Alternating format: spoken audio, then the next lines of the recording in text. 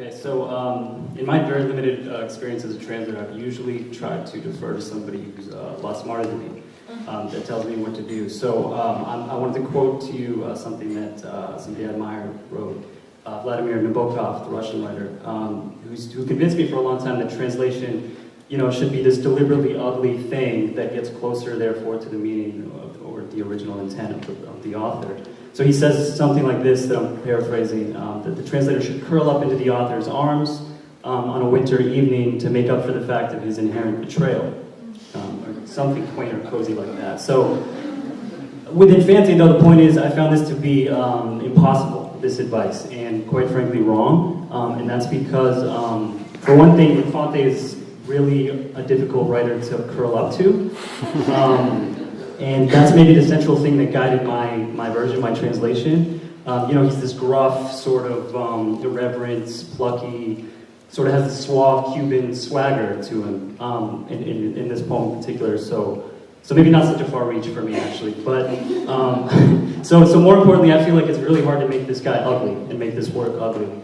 And that's because the style and the beauty and the music of the poem are basically the protagonists to me in this, and that's sort of the point, or that's sort of what I gathered out of all of this. So I tried to stay more true to that than some of the the sexual punning and some of the other themes or logic, and try to stay truer to the sound rather than the sense, or to the music rather than the meaning, that kind of thing.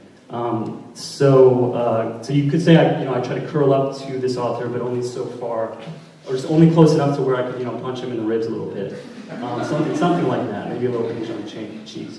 But anyway, okay, so this is how it goes. So pay attention to the swagger, right?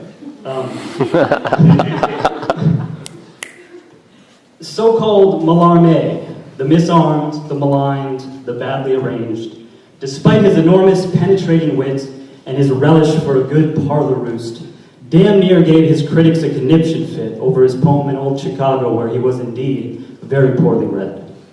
But of all the literary cockatoos, it was his Chinese annotator, Senor Pun, an Orientalist, which Singapore claims as their own, although he was in fact born way out in the middle of the Orinoco River, who was single-handedly responsible for riding up Mount Titicaca all the way to assemble the esti's ashes into a vast aviary of mythical proportion, thereby taking advantage of his knowledge of our Putumayo Indians in the art of braiding their own horse manes, pujachas, their pubic hairs, even their donkey tails, which are not the same as ponytails, if you see what I mean. Of course, his mother was also partly responsible for this whole dispute, placing as she did the name Stefan before this so-called man we've since come to know as Mallarmé, the maligned, the misarmed, the badly arranged.